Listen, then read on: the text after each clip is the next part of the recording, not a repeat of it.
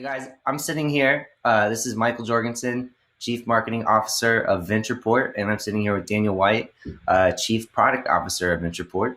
And just wanted to tell you guys hello and share with you what you can do on the platform and some things we're working on. Daniel, can you tell us just a real quick summary of what VenturePort is and who it's for and what they can do with it? Sure. So VenturePort is essentially an investor relations platform. That might not mean much as individual words, but essentially you can communicate with your existing investors, find new investors, and kind of it's an all-in-one space for you to share the story of your company. So who it's for, you've got both startup founders and the investor side, so whether that's angels or institutional investors. It's kind of like a portfolio management and a deal flow tool for the investor side as well. So what brought about, would you say, the need for us to exist? What is the problem that we're solving as far as, I know that you have experience yourself in the startup space, and we all on the team have a lot of chops in the space and have come across the same thing. Can you tell me a little bit about that? Yeah, for sure. So in a previous life, I was founder of a startup and kind of got first-hand experience of some of these issues that we're trying to solve. So things like writing investor updates is you either do it generally via email, sometimes WhatsApp, sometimes on LinkedIn, or you've got the issue of the time suck that investor updates often take. And then when you're writing those emails, they're usually emails, you often end up accidentally not reporting the exact same KPIs or data each month. So it's clunky for founders, but then investors find it really hard to track because they're getting it from all different angles. And then actually getting insights or data from portfolio companies, there's just this kind of mismatch. It's not a case of founders being secretive. It's more that it's a bandwidth thing and a reminder thing. So you've got both sides chasing each other, whether it's to read the latest update or get help with something from investors, or whether it's investors chasing the startup. There's just this inefficiency there. And we were frustrated with that ourselves in the fundraising process and the IR and kind of maintenance process. So we kind of built VenturePort as this kind of one-stop singular channel where you can do IR, data rooms, fundraising, and yeah, I'm pretty excited to solve a big pain point from my previous endeavors. It's been passed on to me many times too, even as the marketing guy. They just put this into words for me, so I can definitely appreciate it. So from a startup's point of view, if they were to log into VenturePort today, what would they see? What would they be able to do on there? How functional is the platform today? How are we doing? Yeah, so we're in private beta now, so the functionality is kind of fairly rudimentary, but we focused on kind of doing the bare bones and what is the most important off the bat. So it will look and feel similar to like a social media site, so it's kind of like a private LinkedIn, if you like. Yeah. Whereby there's a lot of noise on LinkedIn for both founders and investors. You end up getting distracted with all sorts of things. So it's like a no noise platform or news feed where you can write investor updates as you would in an email, but then all those investors can see and comment and reply to these updates. So one of the problems I had as a founder is you'd send the update out to 20 investors, and then 5 or 6 or more of them would have the same question. So you've got to write the response to each of them individually. Whereas doing it in this kind of newsfeed format and post format, kind of, it makes that whole process a lot more efficient, and also it's good for investors to see other members of the cap table interacting or supporting, or it creates more of a conversation around the IR side, because otherwise it can sometimes feel like you're kind of shouting into the abyss, especially if you don't get much feedback on the update. So really well said. In terms of what else, yeah, really well said. In terms of what else you can do on the platform, it's currently you've got a sort of data room for fundraising, so you can upload all your models, pitch deck, all the DD materials, that sort of thing, and you can kind of showcase what your company's about, or the basic core details of what you're doing. So you can kind of share that as a link for a prospective investor, for them to kind of have a poke around your files. But then overarching all of this, you've got kind of privacy settings. So obviously you don't want to be screaming to the world about the inner mechanisms of your business. So for every post or file, you can kind of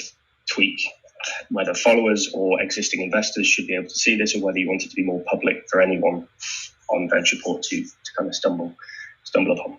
Man, very cool. So a startup today can log on, use the platform, and then as far as their investors, they're able to invite investors to the platform, and it's open to investors currently as well, and just as useful, if I understand. Yeah. So if an investor signs up today, they can invite all of their portfolio companies. They can invite companies that they're kind of screening or that they've said it's not a fit for us at this time, but we're keen to keep in touch. So it's kind of one of these ways of passively following prospective portfolio companies.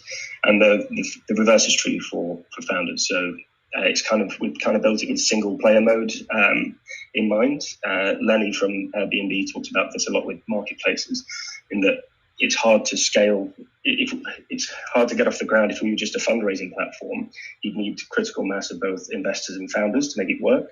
So we've done this single player mode thing where the product is useful from day one, because the founder signs up and they invite all of their existing investors. And so it's value add from then, and it only gets more valuable as the kind of network effects take hold on both sides. So it really grows. Last thing, if you could touch on. That's the plan. Yeah, exactly, right. Last thing you could touch on, if you would, maybe the backbone, the actual kind of technology behind the platform, and kind of what we're working on there, and why that stands out a little bit. Yeah, so the secret sauce that we're kind of cooking away with in the background is integrating these OpenAI suite of tools to make the processes on both sides faster. So for writing investor updates, you can just put in the bare bones as a prompt, and then the rest will kind of will be generated. And that will help not only as a time saver, but also for, say, founders that may be non-native English speakers, or it's kind of like a Grammarly use case, if you like, in that sense. Very practical. And then the other side of that is the KPI dashboard stuff. So we're going to have like a Zapier integration and other integrations directly with all the apps that a founder might use for their business, whether that be Airtable, Twitter, analytics, or what have you. So they can create custom dashboards to say, this is how many followers we've got this month, this is how many downloads, this is our revenue, etc., whatever the headline figures are for their business. That in itself is, in my opinion, a pretty awesome feature, in that that's very cool. Those numbers are refreshable on demand, so the investors don't have to sit around and wait for a month or 6 weeks for the founder to update them on these things. They can see it on demand. But then when you combine the KPI dashboard and the OpenAI stuff, that's when things get interesting, because you'll be able to prompt the AI to comment on the changes in the dashboard.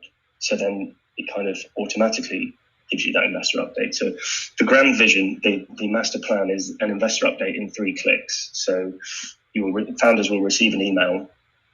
The AI has been prompted on the dashboard and all the other data we've been provided, and we'll kind of silver platter investor update for you, ready to go. And obviously it's editable, and you can tweak it, because none of this stuff's perfect on first swing. But so I'm excited. That's being worked on as we speak, and should be out in, say, a month.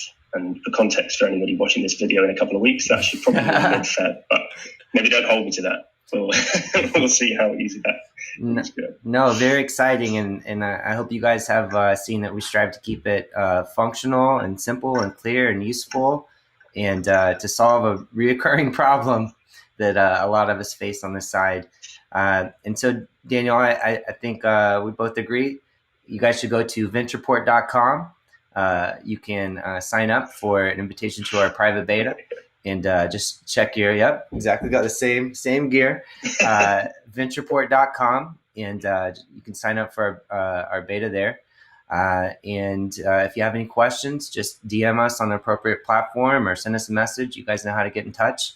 And we are looking forward to continuing to build this for you guys. And Daniel, anything else you'd like to say? All good. I'd echo that. The more beta sign-ups, the more feedback we get, the more chance we have of building something that is useful, genuinely useful for people.